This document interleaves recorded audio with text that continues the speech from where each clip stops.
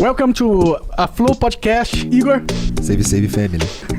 Ele tá cheio d'água. Mano, você tá espremendo igual torce um pano de lavar roupa. Não, esse não. Esse não. Não. Vira a bunda dela pra mim. Nossa, a negócio dela tá cagando. Ela tá cagando, cuidado, tá cagando.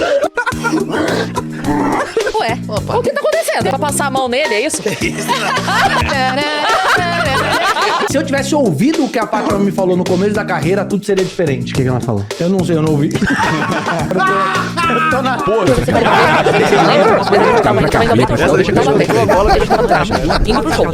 Porque além de deixar o próximo Mas também te lembra um pouco do começo. Por exemplo, o Amaral, ele contou umas histórias do começo dele que eu nunca ouvi uma parada igual a história do começo dele. Pô, ele falou que... Eu nunca sonhei ser jogador, cara. Nunca E sonhei. a coisa foi rolando pra ele e ele foi. Como que foi a sua pegada? Você desde molequinho joga bola?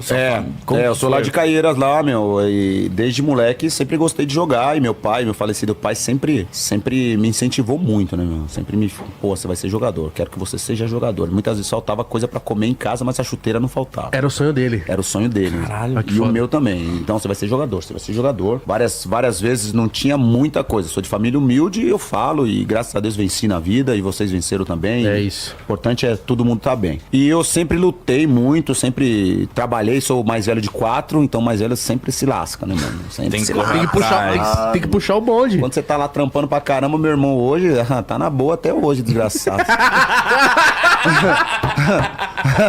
Desgraçado. E aí ele tá. E aí de mamãe. eu sempre fui o. Né, meu, que sempre ajudou a família, sempre.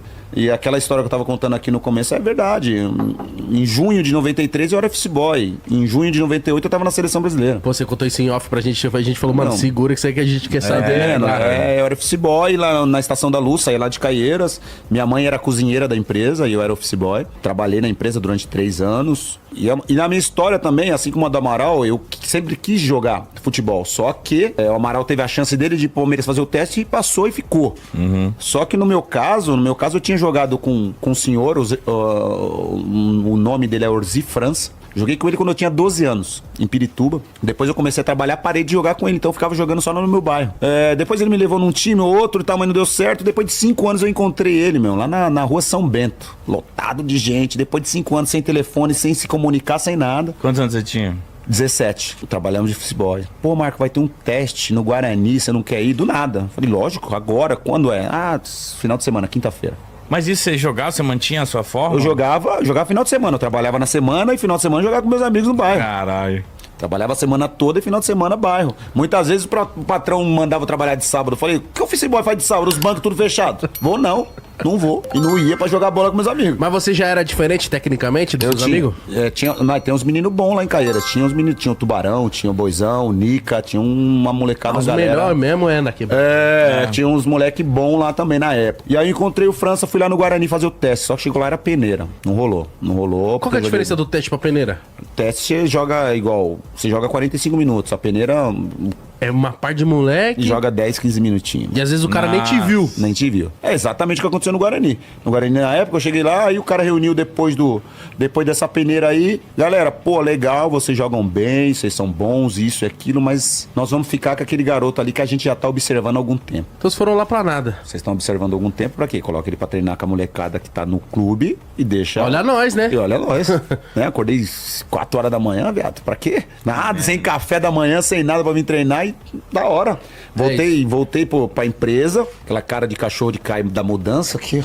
Porque você esperava que você ia dar certo. Lógico, já? eu já sempre fui muita força, mano. Muita força confiante. de vontade. Eu sempre tive muita confiança, muita força de vontade naquilo que eu queria. Sempre fui muito determinado. Mas infelizmente não deu, mas nem por isso. Um mês depois, no mesmo lugar, encontrei o mesmo cara, o França. No mesmo lugar, sem falar com ele.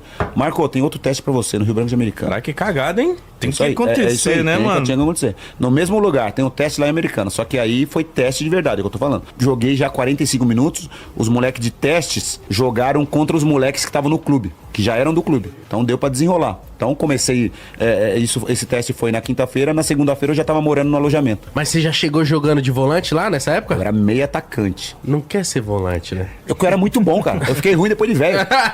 Eu era muito bom, de verdade. Eu era camisa 10 desse time que eu tava falando, dessa galera que eu falei nomes aí. Driblador, Eu era cima? camisa 10, meu. No entanto que, graças a Deus, eu tive uma técnica apurada. Por quê? Porque quando eu comecei a jogar no Rio Branco de Americana, o treinador era o Diolei Cândido. O que ele fez? Marcos, você é bom pra caramba. Então vamos te puxar um pouquinho como meia direita, número 8, que a gente tava falando antes. Sim. Meia direita porque você joga, marca e faz o time jogar. Então eu sempre fui aquele segundo volante, que hoje em dia tem muito. O cara que é volante, ele tem que jogar, marcar e saber chegar na área. Então eu sempre fui aquele cara, por isso que eu fiz muitos gols, principalmente fora da área, chute de fora da área. Tinha um bom passe, tinha um bom lançamento longo. Então eu tive essa técnica desde pequeno, que eu era camisa 10 do time, né? Então eu fui, fiz o teste e passei. Então na segunda-feira eu tava morando lá. Ou seja, isso julho de 93. Então, ou seja, junho eu trabalhava de Office boy. E julho de 98 eu tava... E tava no clube. E o seu pai, então? Meu pai corintiano doente, só que eu fui pro Santos. E ele? Nossa! Mas não tem problema, né? É isso. É importante é o filho, Tá né? entendendo? Independente. Primeiro jogo meu lá contra o Guarani, em Campinas, foi lá, tava lá, todos os jogos ele ia. Tenho certeza absoluta. Se o primeiro jogo fosse contra o Corinthians, ele ia torcer pra Ele caralho. ia pra pro Santos caralho. golear o É Corinthians. isso aí, Lógico, isso é lógico. fato. Isso É a família, mano, isso mesmo. Mas então, quando você chegou com a notícia pro seu pai? Ih, pai, deu de que certo eu o passei, bagulho, deu certo. é. Não, mas ele ficou feliz pra caramba. Mas a melhor notícia que eu dei da minha vida foi quando eu cheguei em 93 no Rio Branco, em 96 eu fui pro Santos, o Santista.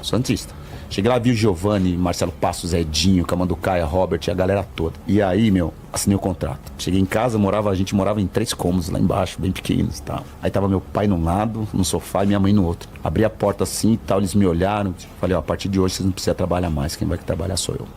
Nossa.